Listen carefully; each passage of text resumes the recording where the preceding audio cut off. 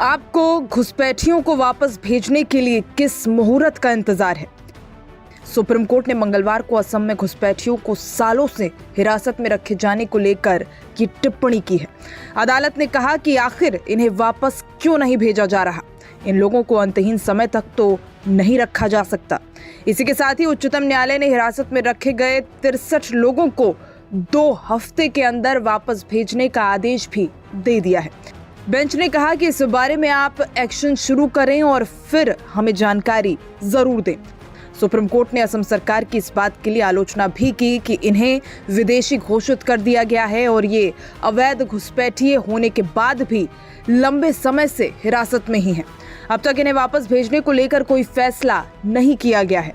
Justice अभय S ओका और उज्जवल भुइयां की बेंच ने कहा कि जब हिरासत में लिए गए लोग विदेशी साबित हो चुके हैं तो उन्हें तत्काल वापस भेज दिया जाए। बेंच का कहना है, आप ये कहते हुए उन्हें वापस नहीं भेज रहे हैं कि हमें इनके पते नहीं मालूम हैं। ये हमारी चिंता नहीं होनी चाहिए। आप इन्हें उनके देश में छोड़ आएं।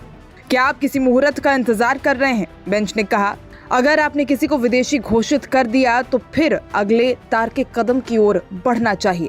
आप उन्हें अनंतकाल तक हिरासत में नहीं रख सकते। संविधान का आर्टिकल 21 यहाँ लागू होता है। असम में कई डिटेंशन सेंटर हैं। आपने अब तक कितने लोगों को भेजा है? अदालत ने कहा कि आप इस मामले में एक्शन लें और फिर अनुपालन रिपोर्ट भी पेश करें। इससे पहले सोमवार को सैकड़ों बांग्लादेशियों को डिटेंशन सेंटरों में रखे जाने को लेकर केंद्र सरकार से सख्त सवाल किए गए।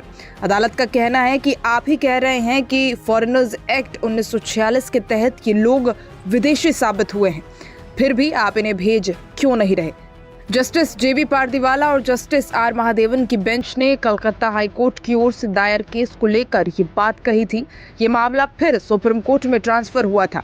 अदालत ने कहा कि इन लोगों को 1 महीने के अंदर ही मूल देश भेज दिया जाए। इतने लंबे समय तक इनका भारत में बने रहना काफी अनौपचारिक और किसी भी औचित्य के बाहर है।